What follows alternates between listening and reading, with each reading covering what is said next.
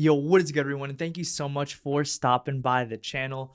For today's video, we've got a very special early pair of sneakers to review, and they are none other than the Jordan 1 Travis Scott Low in Phantom Black. Now, just before we jump into today's video, I did want to ask you to consider liking today's video and subscribing to the channel with notifications on. As you probably already know, acquiring these early sneakers, especially ones of these magnitude, is not cheap. And I've done a lot of early sneaker reviews of the past, and you've seemed to really enjoy them, with the most recent pair being around the Jordan 1 Lost and Found, which I did end up paying $1,200 to go ahead and get them early. Yes, $1,200, RIP to me. Actually, it was ultimately worth it because I was able to do a full playlist on them. I think it was 5 videos total, and I'll have that link below for your viewing pleasure. But yes, your engagement is key for these videos doing well and ultimately enabling me to go ahead and acquire more sneakers early. But back to the topic at hand, or should I say more specifically in hand, these sneakers here will undoubtedly get a full playlist centered around them. I'm probably gonna take them to the mall, style them, or maybe a vintage event, ultimately leading to a full outfit video where I style these with a ton of different outfits. So be sure to stay locked on the channel for that.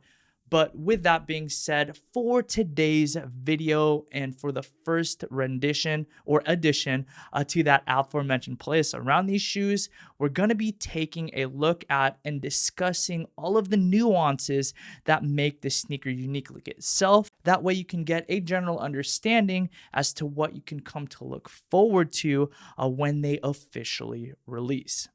Now, the release date is set to be a tentative release date of December 15th. The Travis Scott Jordan 1 Low Phantom Black features a moderately subdued palette that, unless lace swap, makes for an otherwise all black sneaker with contrasting white stitching. This actually caused quite a bit of division when it comes to sneaker enthusiasts, with one side stating that it is very tastefully done, a sneaker that can be worn with anything, whereas on the other side, they consider this pair to be extremely safe and somewhat lazy. I do pose a question off to you. Where do you stand with regard to the sneaker? Is it a super versatile sneaker that you're looking forward to?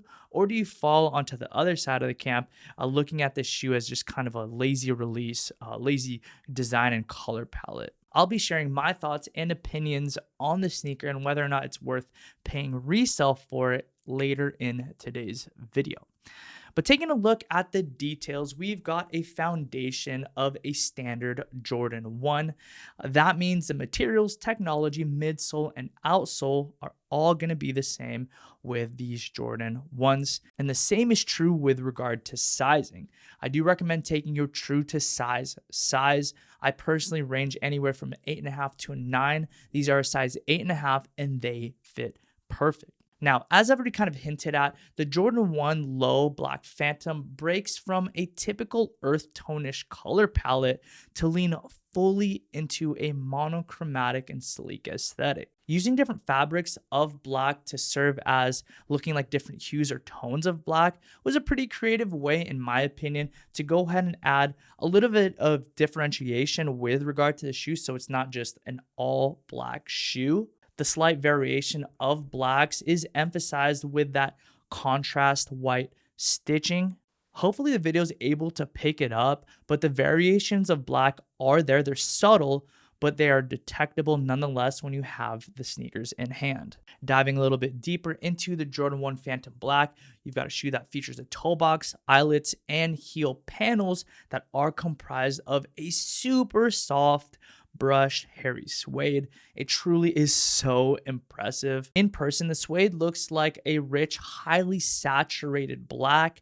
This is in stark contrast to that matte-ish, more dry-looking nubuck panels that make up the toe box, mid panel, and reverse swoosh. As with previously released Travis Scott lows, the tongue is made of a padded, shiny nylon, but this time in black. And of course, finally, you've got what's kind of been underreported with regard to leaks around these shoes, is the fact that they come with this really nice brushed polyester wool lining, which does add a bit of a premium feel to the shoe and a bit of insulation, and as such couldn't come in better timing for its estimated December 15th release and the cooler temperatures that the season brings. All of this is bound together by that contrast white stitching that I keep mentioning, and I do find that it really does break up the shoes. So they did a good job in that regard. As we've seen with Jordan 1 Low collaborations of the past with Travis Scott, you've got the standard Nike branding all throughout, namely the black and white Nike Air tag and the red Cactus Jack nylon tags that adorn the tongue. A subtle feature that, in my opinion, does do a good job of breaking up this shoe. I feel like the red is a nice pop of color. You've also got the same insoles, and embroidered on the heel is the Jordan Wings logo and a B on the other shoe. The shoes are accompanied with a total of 3 laces. First, you've got the waxy red. Then you've got the black set that come on the shoe that is finished with that waxy coat. And then last up, you've got the plaid that I'm actually rocking here. Amongst all 3 colors, which in your opinion looks best? Would you run the plaid, or would you go ahead and wear the black laces, keeping it OG and wearing them as is? I feel like asking that question is the perfect segue to go ahead and share my opinions on the shoe. If you're going to keep the black laces on the shoe, I find that the sneaker is a little bit on the boring side, if I'm honest.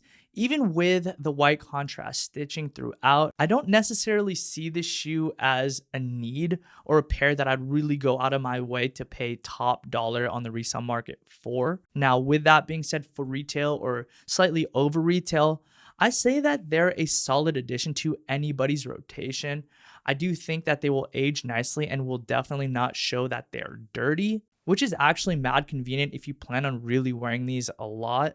And of course, they're a black sneaker, so they'll go with pretty much anything. If you wear black pants a lot, these would be great to pair with those, especially for you short kings out there like myself. Obviously, I own them, and so I plan to wear them exclusively with the plaid laces. I feel like this lace swap really adds a lot of dimension to the sneaker's overall aesthetic, making them a bit more than just a black and white shoe. And it doesn't hurt that the laces are slightly on the fatter side, which kind of gives it a better look in my humble opinion. Outfits wise, you'll have to subscribe to the channel to see when I go ahead and do drop those aforementioned videos where I go and shop with these, in addition to the outfit styling video. But that's going to do it for today's video and my overall review on the Travis Scott Jordan 1 Low Phantom Black.